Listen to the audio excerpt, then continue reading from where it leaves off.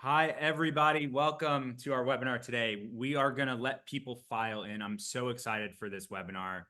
We've had some really amazing webinars on starting solids, and now we're going into picky eating, which is another hot topic. But while we're getting started, if everybody could go to the chat and just put in where you're joining us from and the age of your little one or little ones, that'd be awesome. It's always so fun to see how far and wide people show up from. I'm also going to launch a couple polls because we'd love to know a little bit more about who's here and where you are and how we can be helpful. So the first poll is really, is picky eating a pain point for you? So go ahead and answer where you are today in your picky eating or your feeding journey.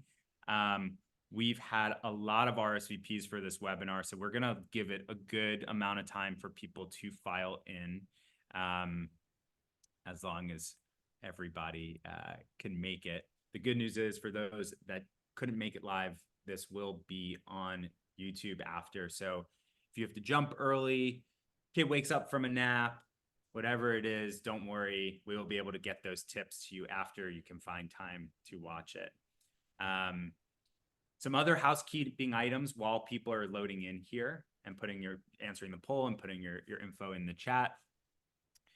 If you have a question, please put it in the Q&A at the bottom of your Zoom. So you should be able to click Q&A and type in your question. We will save plenty of time at the end for Q&A to get to your questions. Usually we get inundated with questions and it's really hard to get to all of them. That being said, we want to do our best, and the only way to make sure we see it is in the Q&A. The other thing, if you're in the chat and you're putting your stuff, make sure you click that it goes to everyone so everybody can see. Jordyn and I can see where so many people are. Some of you have figured that out, but New York City, Baltimore, Lancaster, Texas, Charlotte, New Jersey, Charlotte again, Jupiter, Florida, Pennsylvania, Rhode Island, Washington, D.C., Ireland, Woohoo. Charlottesville, St. Augustine, another one in the U.K., north of London. Wow, more Texas, Toronto, Pasadena, Colorado, Miami, Maryland, Ohio, Chapel Hill, St. Louis, all far and wide. Okay, so it looks like most of you are here to learn, which is great. And hopefully you never have to deal with picky eating. Some of you, actually the least of you, where it's the bane of your existence. But the good news is for those of you, hopefully you will walk away with tips that helps you get through it being the bane of your existence, bring a little bit more zen to your life, or at least the ability to find calm and maybe be okay with it a little bit more. I'm going to end that poll, and I'm going to put up one more poll, and we'll go over some other housekeeping items just so everybody can see the results of the first one. I'll stop sharing that one, and we'll go back and I'm just curious here, as the co-founder of Lalo, how many of you in the room today own Lalo product? It's just helpful for me to know who's here and how many of you are new to our community and how many of you are loyalists and fans forever.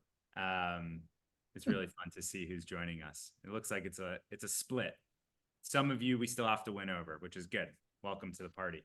But other than that, we have a lot on the docket to talk about. So I will go through the last housekeeping item, and then we will chat together with Jordyn. Let me just share my screen for 1 second.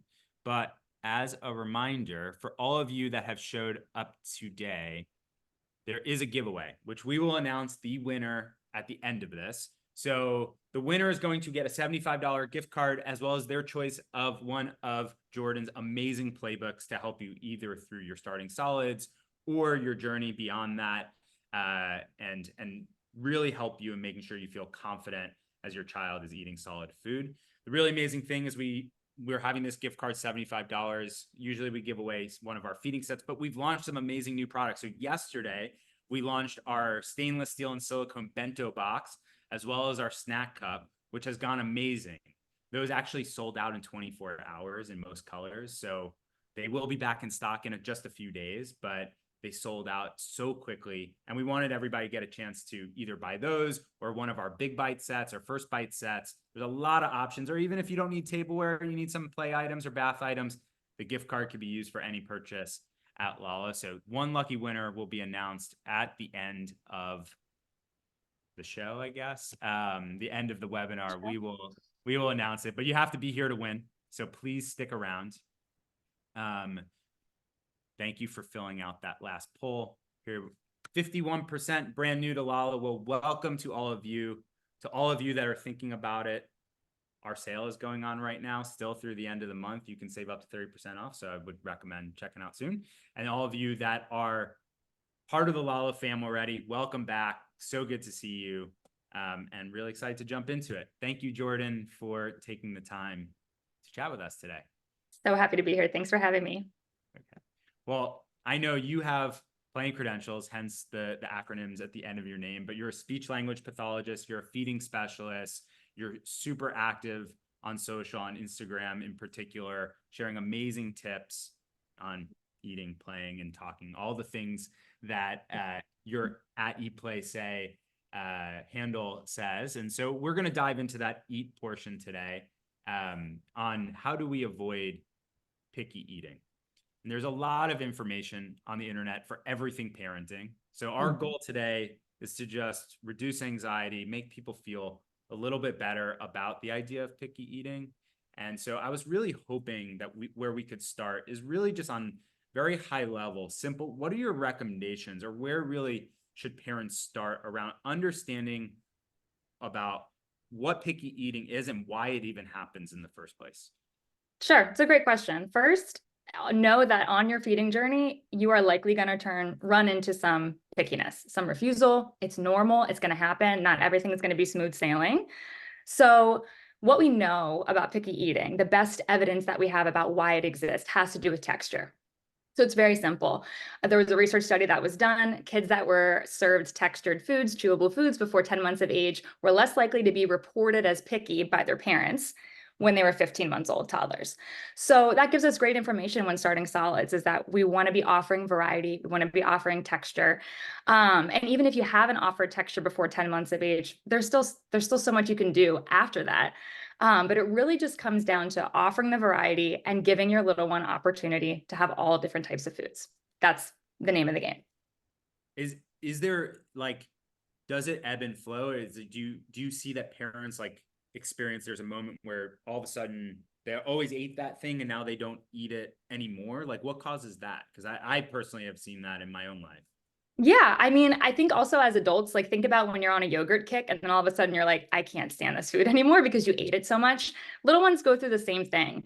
It could also be that they had some teething pain when they ate this one food and they couldn't communicate that to us. And now they're like, you know what? That didn't feel so good. I need to take a break from this food. But maybe in a couple months when mom gives it to me in a different format, I'm going to try it again. I think it's also important to know that when your 12-month-old turns 1 year old, all of a sudden they were like, wait a second, I can be independent. I can say no. I can have feelings. People aren't making choices for me anymore. I'm going to decide to make some choices and see what happens and, push those boundaries and see how they're going to respond. It's like, it's just the name of the game at that point too. Yeah. So what I'm hearing you saying, there's two things. Like, one of them are real psychological aversions. There's this tie between something that happened around trying that food that triggered something that said, I don't like that because I was teething or something. Mm-hmm. It's like, I didn't drink tequila for 5 years because that night in college, similar thing. Very similar. Or it could be just, I'm tired of it, or it could just be behavioral. It could be like, I'm a toddler and I'm going to push buttons and test boundaries. Exactly. And honestly, the time that we spend as parents trying to figure out why, it's like when a kid sleeps for 6 hours when they were only sleeping for 3. You're like, was it the socks? Was it the sleep sack? Was it because the room was 67 degrees? It's maybe not the best bang for our buck to figure out why did this happen, if it's just a one-off, or if, all of a sudden a little one's going down this path. But instead, what can we do to try to get them back on track? Or, is this even normal? Is this expected? Okay, I'm just going to take it as it comes. Yeah. So if we don't even want to go there in the first place, like, we want to avoid picky eating, it sounds like starting textured foods as much as possible is important. Yep. What else can parents do to set the stage for kind of a positive relationship from the very beginning? Yes. So what I always say is that your toddler or your baby's relationship with food outside of the high chair sets the tone for their relationship with food inside the high chair. So that means engaging them in how food is prepared, having them be in the kitchen around you when you're cooking, when there is zero pressure to eat anything. They can see what's going on. They're more comfortable with the food. They're smelling it. Maybe they're even like touching it if they're on your hip and they reach their hand out, and there's zero pressure to consume anything. That increases their comfort level, their awareness of the different foods, and then actually increases their likelihood that they're going to touch that food and eat it later when they're in the high chair. That's awesome. And so we're talking about exposure in the high chair, out of the high chair, textures. What is the best way to introduce new foods? Is there a better way to do it, a less good way to do it? Yeah. So instead of the actual food, like me telling you, start with this type of food. It's not about the food, it's about how you handle the food being presented to your little one. So it is common for us as parents to be like, okay, I made this for you, take a bite. And then immediately from them, they're like, okay, this woman is shoving this food in my mouth and I don't know what this is. Or she's telling me what to do and I'm a toddler now and I don't want to do that. So instead, we change your language up when you're presenting a new food, regardless of what it is, and think about all the verbs, all the things that go along with that food. Ooh, let's mix this. Ooh, let's squish this, and wait. Because if your little one feels no pressure, like, oh, she's not making me do anything with this. Oh my gosh, that sounded fun. The word squish is fun. I'm going to touch that. Way more likely to touch it. And if they're more likely to touch it, they're more likely to eat it. And then you didn't even have to say, Junior, take a bite. Junior took a bite because he thought it was fun the way you presented the food to him. Yeah. I have two kids, a 4.5 and a 2-year-old. Very different relationship with food between the two. My daughter is like, you could sit at a meal for 30 minutes. She may not touch her food until you're ready to get up or never. And then my son, whole new, like everything is just great and awesome. And then when he's done, he throws it. So Lets you know. yeah, he's like, we're good, we're good. He like takes his fork and slams it on the glass table. It's awesome. So one of the hardest things with parenting is just navigating our busy lives. Whether you're full-time caregiver or you are a working parent, it doesn't matter. You have a lot on your mind. You're trying to figure out routine. You're trying to keep things. You're just trying to keep your shit together, to be honest. And so sometimes that gets in the way of creating mealtime routines and having schedules be right. You feel rushed, so you're telling your kid, eat now, eat now, eat now. Like, any tips for just like how can we establish as parents mealtime routines when we're already overwhelmed with everything on our plate? Totally. And I think it's hard too with social media because you see these perfectly curated plates that this beautiful woman made for her beautiful children. And you're like, that is just not me. And I think that notion of every meal has to be a sit down where everything's perfect and it's like perfectly, that's not reality. If you get a meal like that, that's awesome. But not every meal has to be like that in order for you to establish really good mealtime behaviors. It also really just comes down to that connection.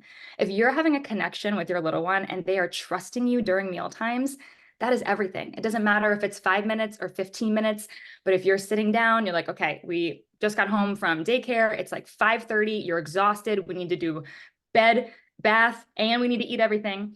So I'm just going to sit down. It's already pre-made. I'm going to heat it up. I'm going to sit with you. I'm going to let baby feed me or toddler feed me. I'm going to feed you. We're going to bring a doll, your favorite doll. Stay awake. Don't fall asleep. I know you got to eat before you go to bed. Let's feed the doll a little bit. As long as you're having that connection and your little one is having an enjoyable experience while eating, you're doing it. Doesn't matter what it looks like. Just try to have that good quality experience. Yeah, love that.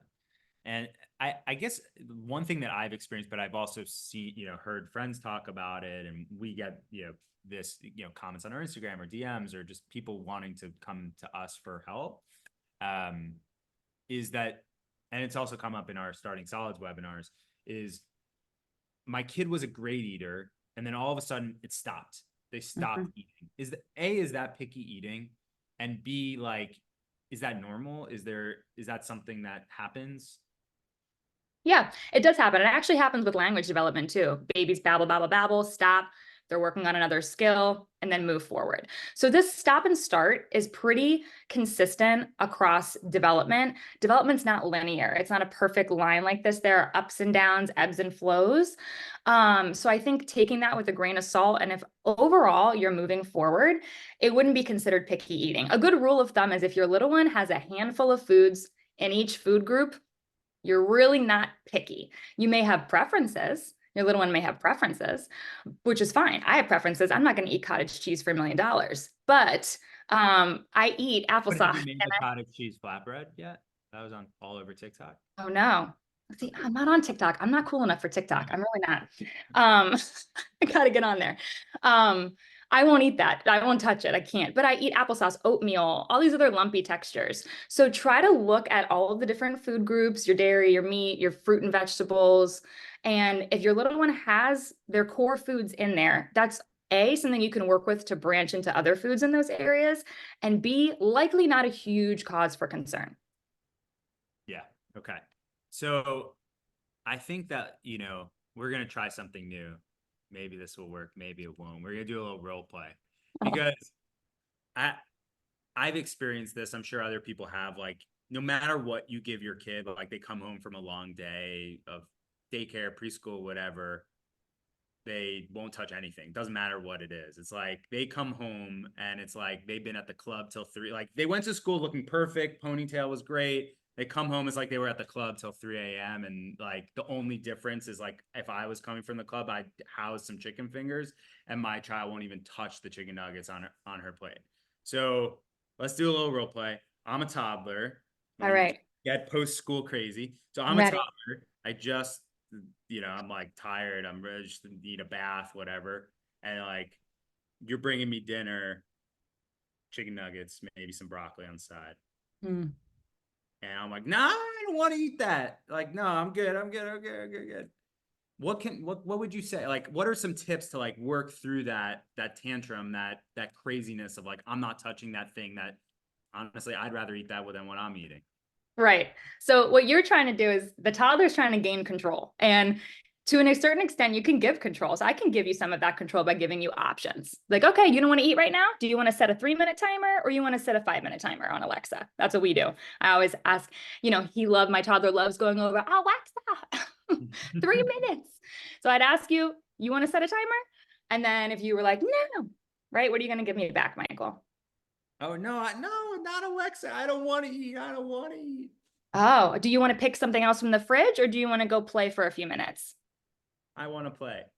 Oh, okay. So you can go play and in a couple minutes, I'm going to call you back and we'll try again.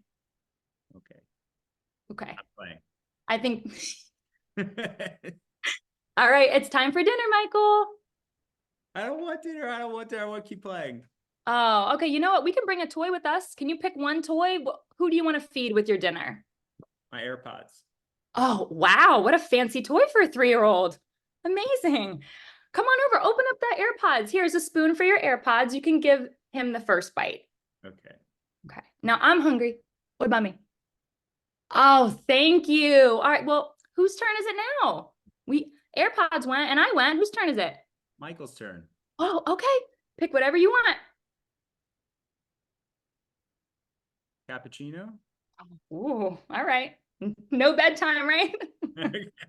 So, I mean, what I got from that is like patience, Yeah. options, Yep. kind of distraction from the problem at Yep. hand, and then revisit and try again. It's like, if we can find that, which is hard, like sometimes we're tired too. Oh, yeah. And like we don't have the patience, the options are not coming to us. We have it. And I think like that's okay too. Like it's okay to not have the patience some nights. Like sometimes Yeah. we're like all over it, but we found a lot of like super helpful, like the timer, game changing for us. And we have Alexa, we have the dial one that like Yeah, dings those are fun. we have sand timers. We have a lot of timers in our house, and it really just depends what room we're in, which timer we're going to use. Yep. So like we've seen also like the different timers for different ages. Like the visual timer was great when she was like 2. Mm-hmm. And like Alexa's always been good, like you said. And then the sand timers, like just like the up and down, like that doesn't need like the visual, but she knows as she's gotten older, she has more understanding of time a little Yeah. bit. It's also works. So I love the tip of timers. But okay. One more just like housekeeping. If you have Q&A, because we're going to go there now, throw it in the Q&A. Do not put it in the chat. We will miss it. But thank you for bearing with my craziness and trying something new. I'm not going to be on TV anytime soon, so don't worry. Don't sell yourself short. Positive vibes. Sure. Okay, so this question comes from Adrian, and she says, "My son keeps throwing his food and spoons on the floor, but I don't know if he's done eating yet. What do I do?" This is a great question. And honestly, every single week on Instagram, when I put up the question box, 45 of these are in there. So you're right. You don't know. Is he playing? Does he not want the food? Or is he really just done and he is just wants to let you know that he's done? So you can do a couple things. First, when food throwing happens, try really, really hard not to go, no, no, no, because that actually gives them more like gasoline to fuel the fire of like, I'm gonna throw more. I want that reaction again. So go back to that language around mealtime of what can we do? So if you notice your little one's throwing the spoon, you can even put a piece of tape on their high chair and be like, this is where a spoon goes. Can you plop it there? And then once he plops it there, take it. If he's asking for it back, you can give it back to him and say, oh, that's right. We scoop with the spoon. I'm gonna scoop. You scoop. And if he keeps eating after that, likely still hungry. If he's just messing around with the spoon, likely done. You can do the same thing. Put it in the spoon spot right here, or give it to me in my hand. I'm gonna snag it. And get a little animated. And then you can kind of take that. And now next time when he goes in the high chair, if he liked that experience, he's way more likely to put the spoon in the spot. So you talk about it, or he's more likely to give it to you. So you tickle him or have that little fun moment with him. Awesome. Love that. Okay, next question. So if you're starting solids with purees, like, or working in purees as well, but 7-month-old doesn't, this question's from Brittany, doesn't like purees. Is this a texture thing usually? Like, is that related to the texture thing you said earlier? It could be. If the little one doesn't like purees and you have started with soft solids, I don't recommend just skipping purees. One of like the big myths of baby-led weaning is like, we don't need purees. Purees are a naturally existing texture: yogurt, applesauce, hummus, thick soup. It exists. So we don't want to skip it. We just don't want to focus in on it so much that we forget all the other textures exist. So a really easy way to get little ones exposed to purees is to use it as a dip. So if your little one loves banana, dipping it in some yogurt, then using it as a spoon essentially, which is also great for practicing spoon skills, they get texture from that. Same thing with like an avocado slice with sour cream, or squash with like a dressing. You can get your purees in that way to expose that texture without it being like, we're having purees for dinner, eat this. So you can also dip it. Teether in there too is another good one too. And my son loves freeze-dried strawberries dipped in Greek yogurt. Ooh, actually delicious. Yeah. Cool. All right. Next question here. And we have a lot of questions, so we're going to try to get to most of them, but it's going to be hard. So just a warning, we're going to try to see like how many people have duplicate questions and try to answer those and get through as many as we can. So this question is from Adriana. It says, when can I start involving my toddler in meal prep? Is it easier to have a tower? Oh, yeah. So my guidelines with a tower is if your little one can stand independently pretty good, and that varies. You could have an 11-month-old standing independently. You could have an 18-month-old standing independently. What are the guidelines on the tower for you guys at Lalo? Yeah, I mean, it's similar. Like, yeah, if they can stand independently and you're not worried about that, you don't have a climber, like an early stage climber, definitely can do it. It's most helpful when they can also get in and out on their own, although that may take time, right? And that's a great gross motor skill to practice, honestly, with the tower, because it's 2 steps down, 2 steps up. Yeah, exactly. So, what I would just advise from more like a parenting standpoint is you don't want to get your kid used to being picked up and out. Like, what the tower brings is independence. And so it's actually a big reason why we didn't make our tower folding, because what we did, a lot of people do want space saving with their towers, and I totally understand that. But with our first tower, we wanted the maximum amount of independence. And if a tower is folded, you kind of lose that because if it's out in the corner in a closet, your child has to ask for it every time. They have to know it's there. Whereas if it's out all the time, they can get in and out on their own, and hopefully they learn that skill. So although space saving is great, and I totally get it, I live in a Brooklyn apartment, so I totally understand that. But I actually have 2 learning towers, and it is like we move them around and we just do it in a tiny Brooklyn kitchen because it's just like it's so freeing. Like the kids just climb up, they each have their own, like, and they can help with smoothie making. They make my espresso in the morning. Like they're not just like begging to do crazy stuff. And I guess I'll plug our tower. If you don't have a tower and are looking for one, ours is included on our sale right now. So it's usually $250. It's on sale for $199 right now. So definitely recommend at 20% off. I just put a link in the chat for everyone. But we'll move on. Enough plugging our products. Hold on, let me answer her first. Yeah, sure. So yes, a tower for independence would be great.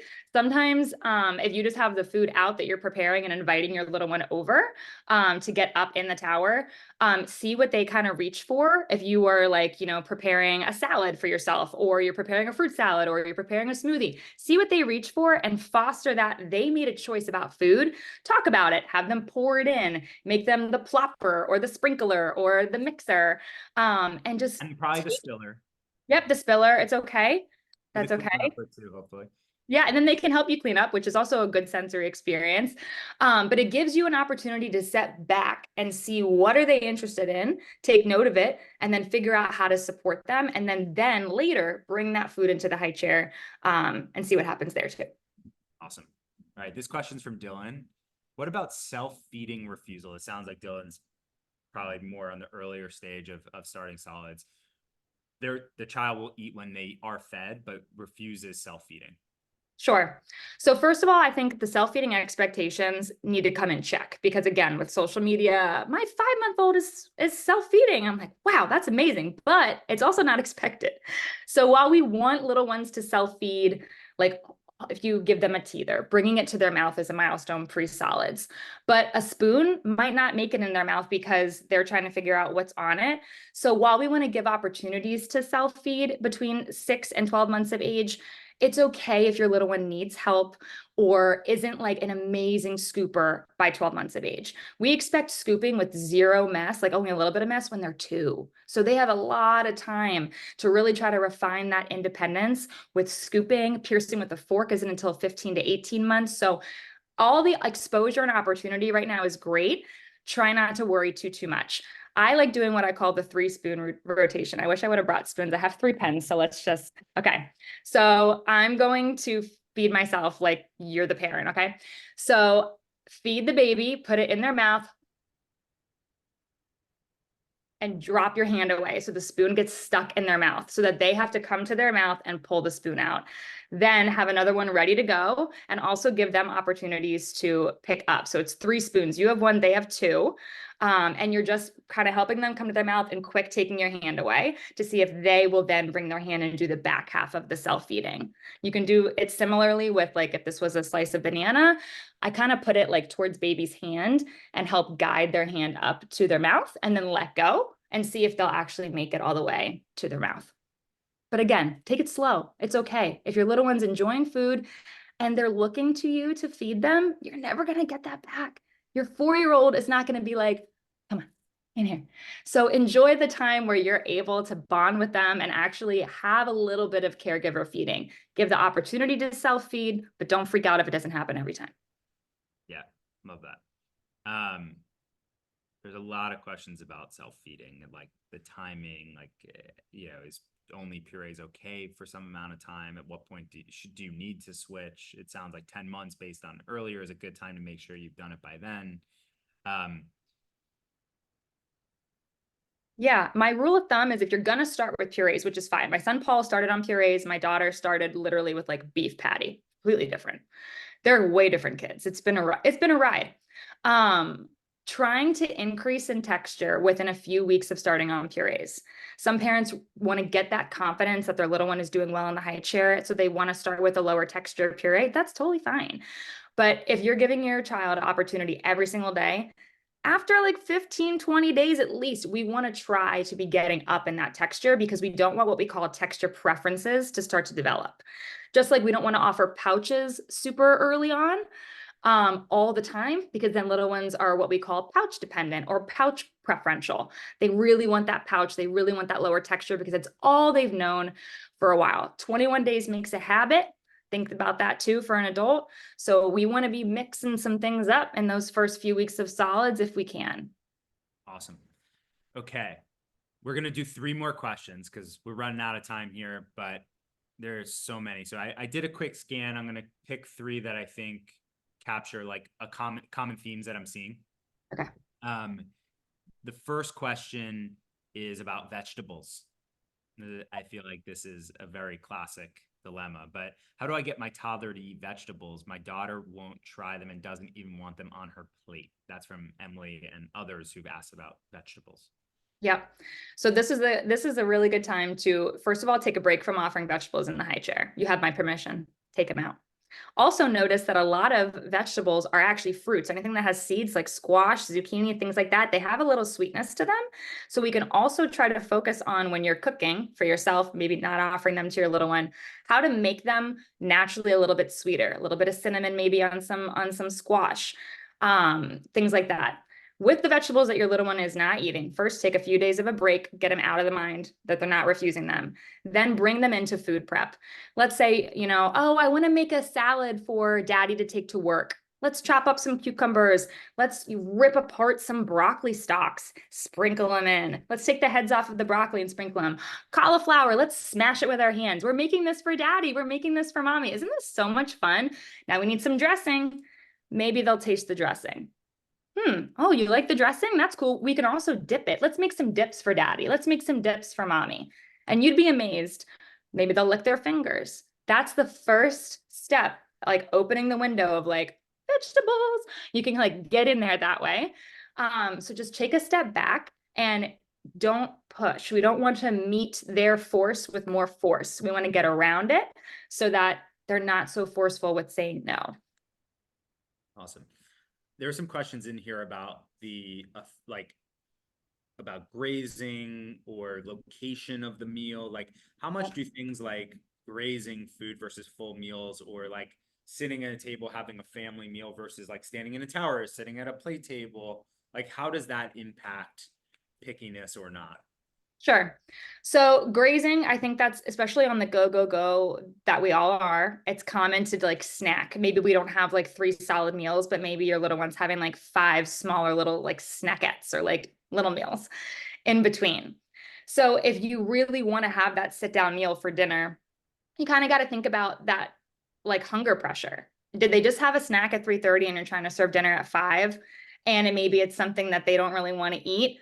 You're probably going to be met with some more refusal. So thinking about if you really want to do have that sit down, limiting during that day, spacing those things out, getting your little one to be involved in other things rather than just having that afternoon snack can help you, can help them be like, wow, I am hungry. Like I'm going to eat this. I'm going to dip. I'm going to do this.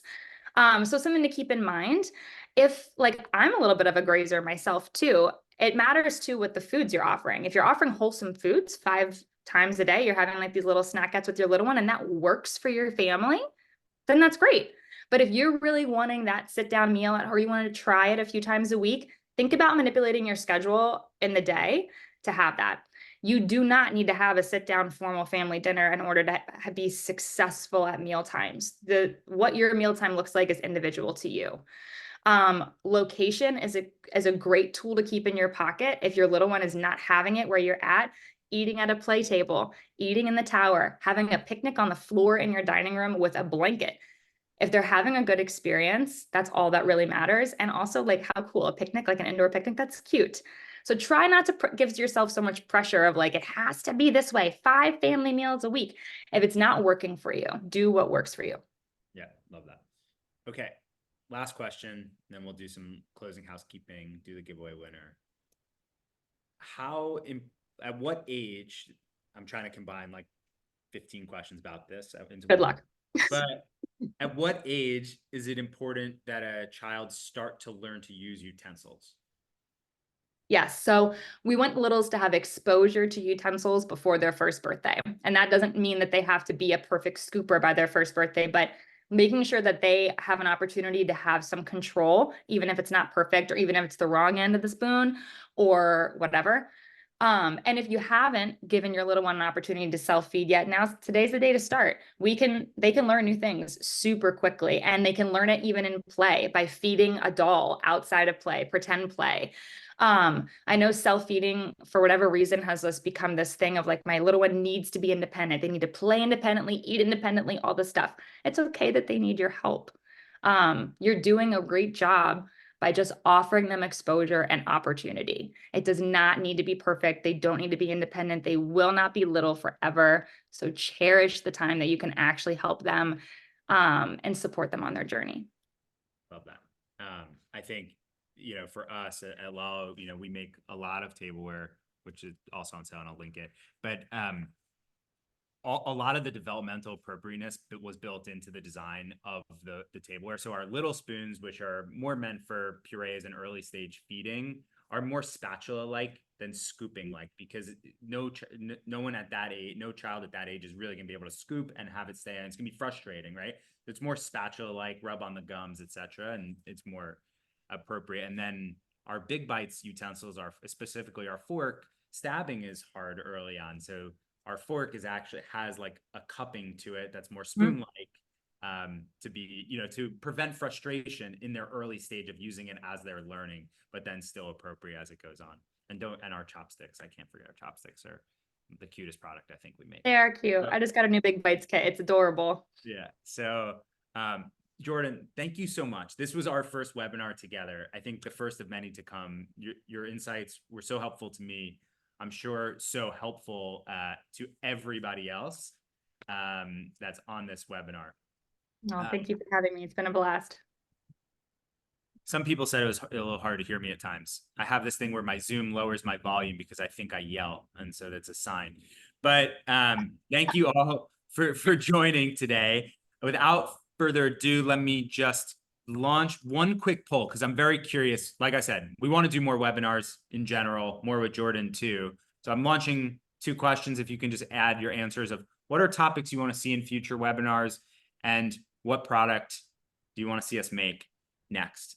Answer that while I pull from my list here a winner. Just caveat, the winner must be US based. So if you are the winner and you're not US based, we'll find another way to hook you up. But just click the raise hand button when I announce your name. And if you are here, you will win. If you are not here, I will pull it back up. So the winner is Christina Elko. So Christina, if you can that was quick. So thank you, Christina. Hey. Ariane on our team will be in touch with you, and you will claim your gift card to Lalo as well as your handbooks. Thank you everybody again for joining. This will be posted on YouTube. We will be having more of these, and we have lots of new products coming throughout the end of the year, as well as our sale is on until the end of this month, up to 30% off site-wide. So please, please, please check that out. Check out our new bento box and snack cup, great for back to school season. Or we like to call it here, since not everybody's in school, back to routine season.